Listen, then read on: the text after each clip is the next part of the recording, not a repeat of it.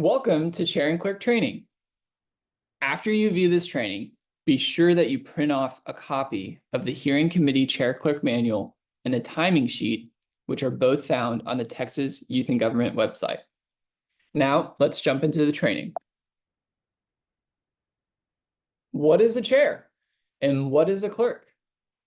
The chair presides over the hearing committee, making sure parliamentary procedures are followed and keeps control of the committee, including making sure the committee runs on time. The clerk keeps time of the speakers, making sure to call time whenever time runs out. The clerk is also responsible for any paperwork, including shuffling of the pro and con slips and the amendment slips, and filling out bill jackets and bill journals. When opening committee, first take attendance and notate any delegate not there on your roll sheet. Any delegate not present should be placed at the bottom of the docket as they may arrive late. One of the greatest powers that the chair of a committee has is setting of the committee docket. In the real legislature, this is an incredibly important power. Since our goal in youth and government is that all bills be heard, it is less significant here. But at state, it still does play an important role as it impacts what bills can be heard on the floor of the Senate. We will discuss this more before the state conference. You can poll your committee on who is experienced. You may want to put a few at the top of the docket so that newer delegates get more familiar with the process. If a delegate asks to be put at the top of the docket as they were approved to leave early, that is fine. The chair and the clerk should be at the bottom of the docket, and if time runs out, they may not be able to present their bill. Be sure to post the docket in the front of the room. Write both the chair and clerk names on the top of the docket. Be sure to mark off the bills on the docket as you go. This helps evaluators, section leaders, and delegates know which bill is coming up and how many bills are left. On the giant paper or the whiteboard, write the bill numbers down in order. For example, House Bill 20, Senate Bill 14, so on and so forth. Next, call your meeting to order. Introduce yourself and your clerk. For example, Committee A shall now come to order. I am your chair, Rob Moore, and our clerk is Carolyn Searles. Next, make announcements. Announce if there are any procedure or timing changes. For example, if the question and answer period time has changed, you will want to announce that. Timing changes will be announced right before your district and state conferences.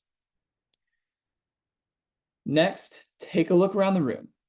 If it seems like there are any new delegates, then you may want to do a warm-up bill, but that is only at district and if you think you will have enough time and if there are many new delegates in your committee. Count the delegates in your committee and look at the schedule.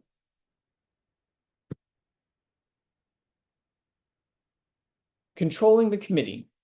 You want to be sure as the chair to keep your committee running on time.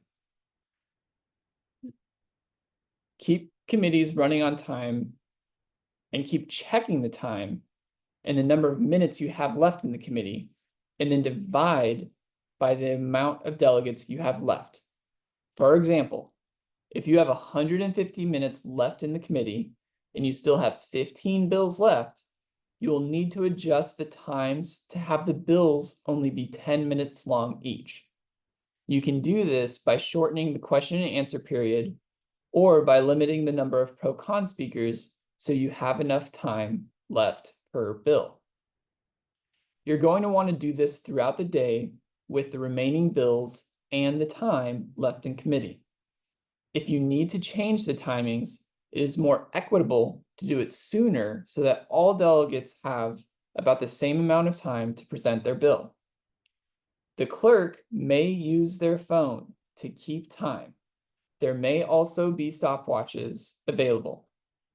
Delegates are not allowed to use phones in committee for research or for personal reasons. Be sure parliamentary procedure is followed. Refer to the Chair Clerk Manual on the Texas Youth and Government website. Be fair when you are calling on delegates. Announce to delegates they need to write clearly on pro and con and amendment slips. Ask delegates to refer to you as Honorable Chair, and you will refer to them as delegate. You will also use your gavel to point on them.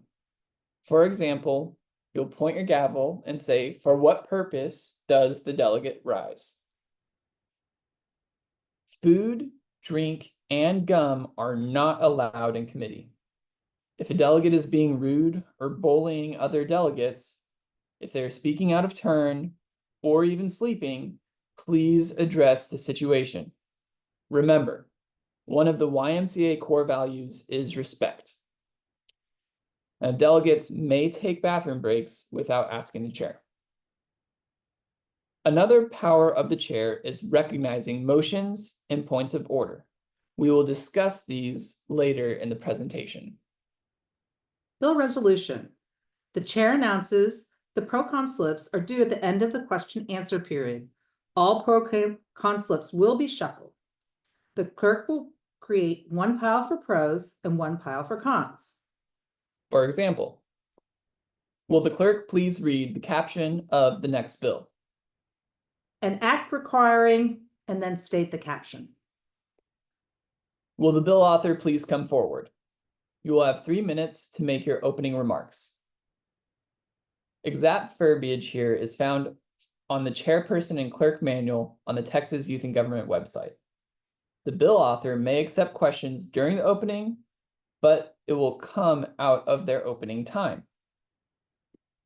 Procedure for the hearing committee. This is the quick form with all the timings and the order for committee. The clerk will announce the timings for each speaker. All remaining time should be yielded to the chair. The timing form is good to have with you. If the delegate does not yield the remaining time to the chair, say, by their actions, they have yielded the remaining time to the chair. The bill author will have opening remarks of 3 minutes. Any questions the bill author takes during the opening remarks comes out of that 3 minutes. Question and answer period. There'll be a 5-minute question and answer period during which each delegate who would like to ask a question would have up to 1 minute.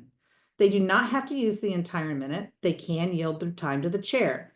Each delegate has 1 time to stand up and question the bill author per bill. Check the hearing committee time sheet on the Texas Youth and Government website to see if these times have been updated since this video was made. Please use your gavel to point to the delegate to ask a question. For example, as the bill author finishes up the opening remarks, the bill author has yielded the remaining time to the chair. We will now move to the formal 5-minute question and answer period. Please note, all proponent-opponent debate slips are due by the end of this period. Does anyone wish to question the bill author at this time? Honorable Chair. For what purpose does the delegate rise? Jane Doe, Town North YMCA, I rise to question the bill author. Does the bill author yield? Yes. You have 1 minute. Please encourage participation. Sometimes you may only have 2 or 3 people in your committee that want to ask questions. If that happens and your committee is running ahead on time or ahead, you can allow delegates who have already asked questions to ask another question. You would say, is there anyone who has not asked a question, has not questioned the bill author and would like to ask a question at this time? Seeing as there are none, is there anyone who has asked a question who would like to ask an additional question? If new delegates are unsure how to ask a question, please help them by having them try again if they are not asking in the proper manner. After the question and answer period is the proponent-opponent debate period. Here's the pro-con slip. Ask the delegates to print clearly for the clerk. In committee, we do pro-cons before amendments. This is so pro-cons can be used as input for development and refinement of the bill idea through the amendments. Amendments are before pro-cons during floor debate, and we will discuss this more at state conference. Chair announces amendment slips are due at the end of the pro-con debate period.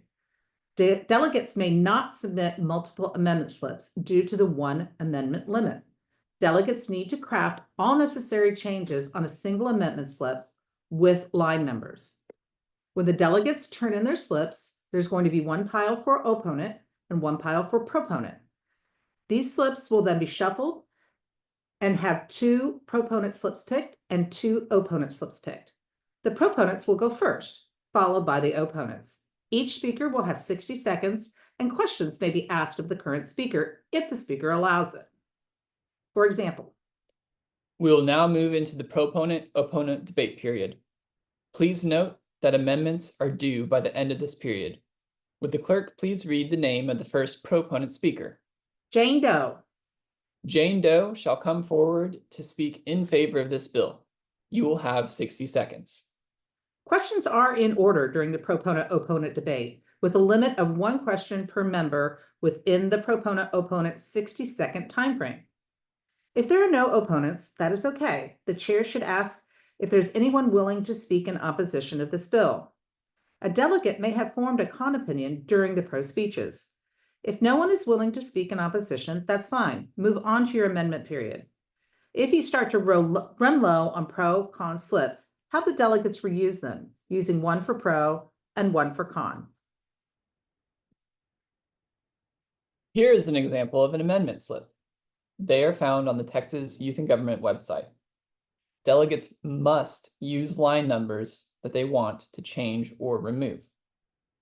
Be sure to emphasize that it is in the best interest of every amendment author to write amendments as clearly as possible. That way the clerk can have a hope of reading them. Otherwise, they will spend all of their time explaining what the amendment says instead of convincing members why they should vote for it. What is unique about an amendment? An amendment is a written motion. Once it is read, there is a motion on the floor. There is no need to ask for a motion to vote on the amendment because the reading of the amendment by the clerk made the motion on behalf of the amendment author. An author can withdraw an amendment as they can withdraw any other motion at any point from the motion being made until just before the vote is taken on the motion. Be sure to staple only the passed amendment to the bill. The clerk will shuffle the amendment slips and select one. The clerk will read the amendment author name and the amendment, and the author will come forward and have 60 seconds to speak on their amendment. If there are no amendments, move on to the bill author's closing remarks. For example, we will now move into the amendment period. Would the clerk please read the first amendment? Amendment by Jane Doe. Amend line 16 to 60 days. Jane Doe shall come forward for a period not to exceed 1 minute to explain the amendment. The amendment author will then give their opening remarks, and questions will be ordered at this time. The bill author will now come forward for 1 minute to either accept or reject this amendment. The bill author will state their position on the amendment, and questions are also in order for this. Listen to determine if they are for or against the amendment. If it is unclear, you can always ask the bill author. If the bill author does not agree with the amendment, they will have 60 seconds to dispute this amendment. If the bill author agrees with the amendment, the chair will ask if anyone would like to speak in opposition of the amendment. They will also have 60 seconds. There is no need to have an opposition to the amendment. And if that is the case, you just move on to the amendment closing. The amendment author will have 60 seconds to close debate. Questions are not in order during this or any other closing remarks. You will then vote on the amendment. All those in favor, please signify by saying aye. All opposed, say nay. In the eyes of the chair, this amendment is adopted. Remember, attach the adopted amendments to the bill. The clerk will not attach the amendments that have not been adopted. Amendments are voted on to be adopted, not passed. At district, to be helpful to the delegates, the clerk should give all the submitted amendments to the bill author so that the bill author can refine their bill before the state conference. You can amend the caption of the bill if the original intent of the bill is not changed. You can't start out with a bill that eliminates speed limits on freeways and amend it to become a bill that legalizes an illicit drug.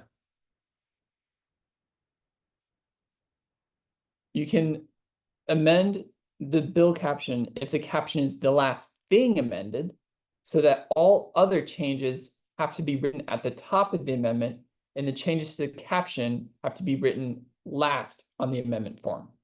And finally, you can amend the bill caption as each amendment is being considered. If it were up to end up being passed as written, the caption of the body of the bill must agree and cannot conflict after an amendment is being written. For example, if a caption says the drinking age is hereby lowered to 16, the body cannot say it is now 12.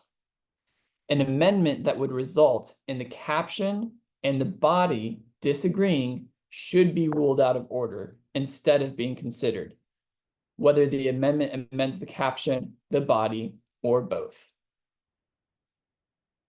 Bill resolution.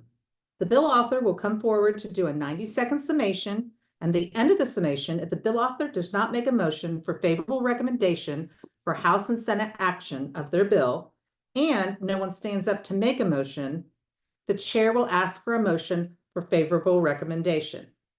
If there are amendments, please be sure to include as amended. For example, we will now move on to the bill author's closing remarks. The bill author shall now come forward for 90 seconds to make their closing remarks. Members are reminded that questions are not in order at this time. The bill author makes their closing statement. I move that this bill be favorably recommended for House or Senate action as amended. There is a motion on the floor for favorable recommendation of this bill for House or Senate action as amended. Do I hear a second? Second. We will now vote on favorable recommendation of this bill for House or Senate action as amended. All those in favor, please signify by saying aye. All those opposed, nay. In the eyes of the chair, this bill is favorably recommended as amended. If the bill author does not make a motion, the chair should ask for a motion from the floor and encourage future authors to make the motion during their closing to save time. In most cases, the motion should be, I move for favorable recommendation for House or Senate action, as amended if applicable. If both the ayes and the nays sound similar, the chair may be in doubt and does a standing vote. The chair and the clerk will count the votes. If there's a tie, the chair casts the final vote. All those in favor, please signify by standing. Both the chair and the clerk will count. Then the ayes will be seated. All opposed, please stand. Count again. Then the nays will be seated. By a vote of 10 proponents to 7 opponents, the measure does not pass.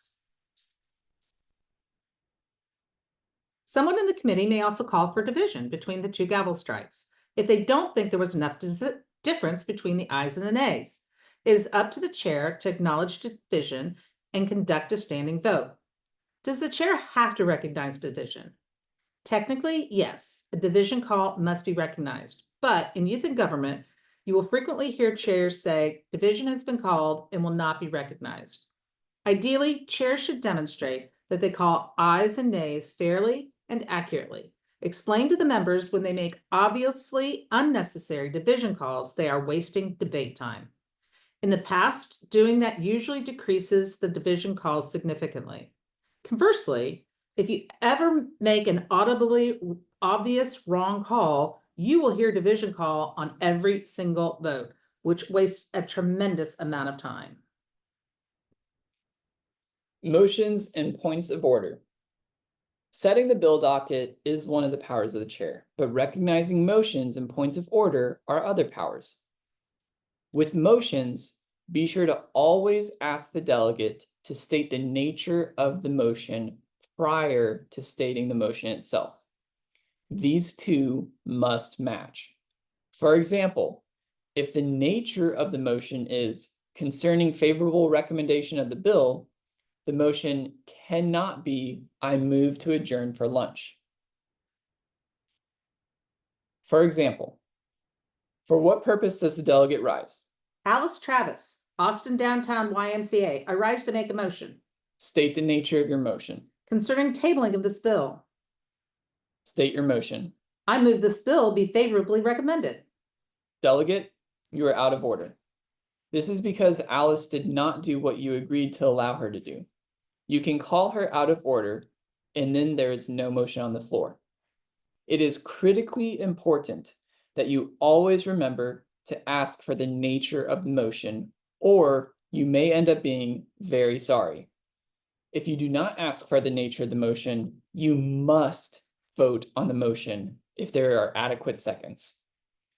You can choose not to recognize a nature of the motion, thus giving you, the chair, more power. There are 5 possible motions for the disposition of a bill once it has been laid on the floor. A motion to table, a motion to table subject to call, a motion for favorable recommendation for House or Senate action as amended if applicable, or a motion for unfavorable recommendation for House or Senate action as amended if applicable. And finally, motion not to recommend.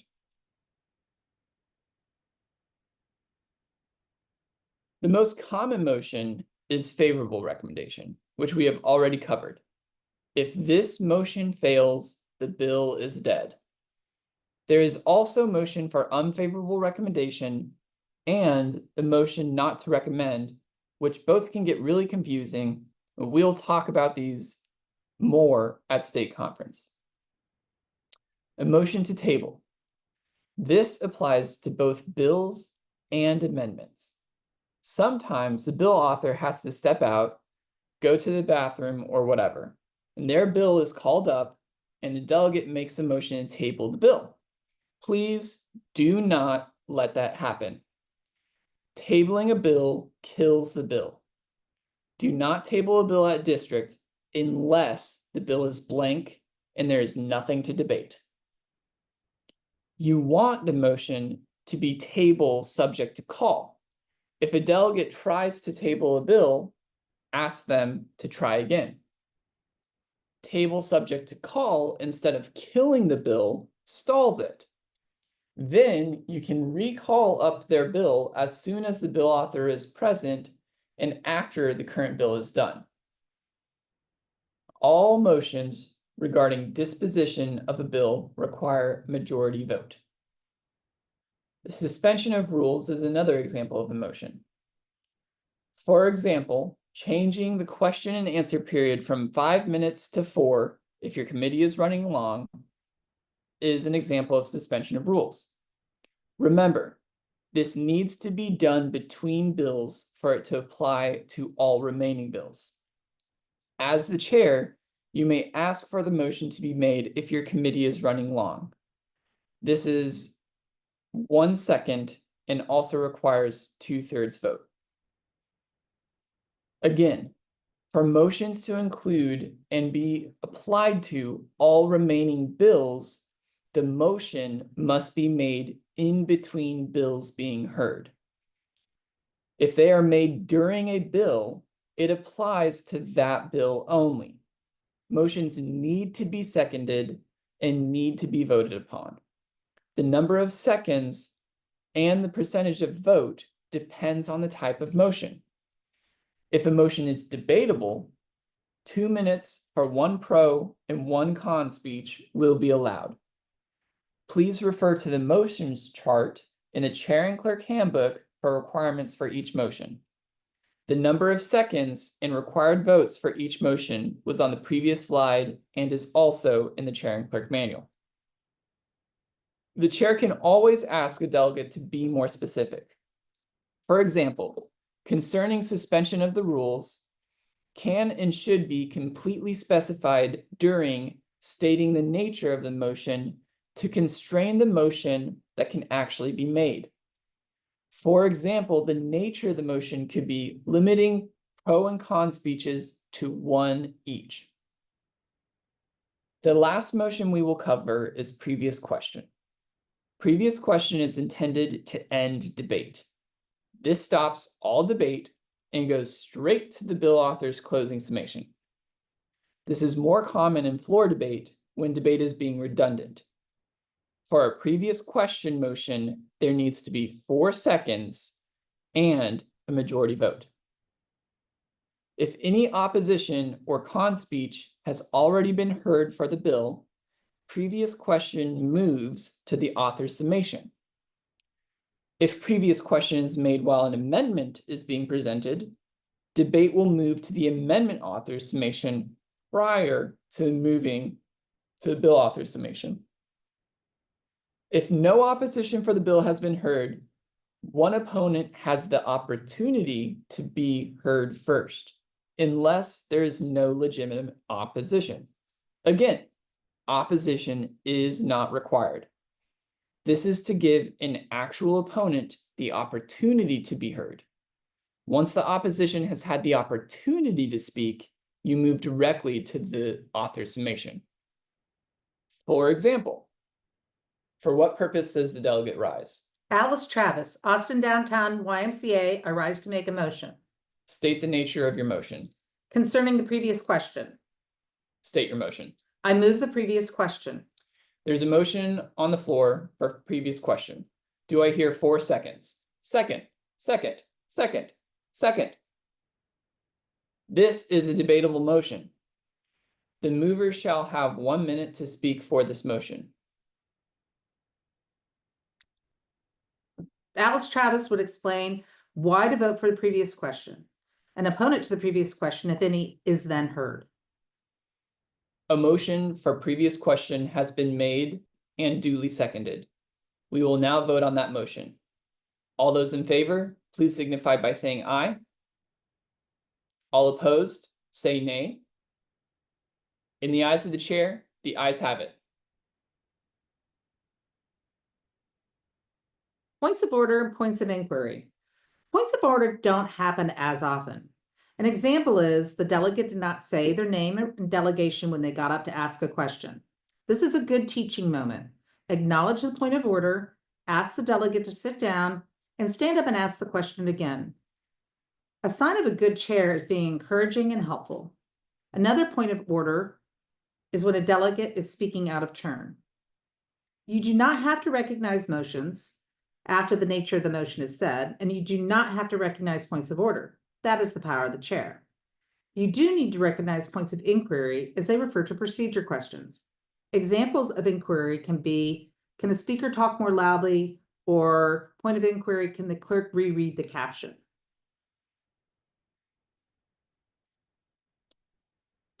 Some tips.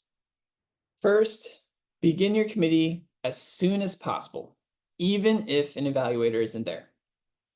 If the committee is running long, ask for a motion to suspend committee rules to shorten the number of pro and cons, amendments, question and answers, time limits. All remaining time is yielded to the chair. If you have a smaller committee and have new delegates, you can do a funny bill to warm up. If you finish committee with time left, do some funny bills at the end of the day and see if any delegates have any questions on procedures. Do not recess more than 5 to 10 minutes. Only recess if you are running on time or ahead of schedule. At district, be helpful to delegates, but always stay in control of your room. Please do not release your committees at lunchtime or at the end of the day until a section leader or one of their representatives comes around and says that you can be released. We have time scheduled for lunch, but sometimes there are issues. For example, if you are on an amendment and you get released for lunch, please finish the bill before going to lunch. Tell section leaders which bills were the best debated so that they can be used in joint sessions. And finally, leave the room clean and remove the docket. Return your chair and clerk packets to the legislative office. Committee versus floor. Committee versus floor debate. There are different typings on all parts of the bill. The Speaker of the House manual will give you all those exact timings. You will not need that for district or for committees at state, but it's something interesting to look at. There are no limits on pros and cons or amendments unless there has been a suspension of floor rules, and probably the biggest difference is that the amendments are heard before the pro-con debate. The pro and cons are alternated on the floor, and you will always want to end on a con. And finally, state conference. When we get to state, there are a few changes. You will end up filling out bill jackets and bill journals. We will go over that again before state. But basically what they are is a record of what has happened to that bill. Have there been amendments? Did it pass committee? Did it pass in the House, in the Senate? Was it signed by the governor? It keeps track of all of that. The bill jacket follows the bill. The bill journal is going to be your personal log in case there is a discrepancy. If you are running for a Speaker of the House or President Pro Tem of any of the chambers, you need to sign up to be the chair at the district and state conferences because we need to make sure anyone in those positions knows how to be a chair and how to run those large chambers. Finally, a good chair is helpful, yet maintains control of their committee.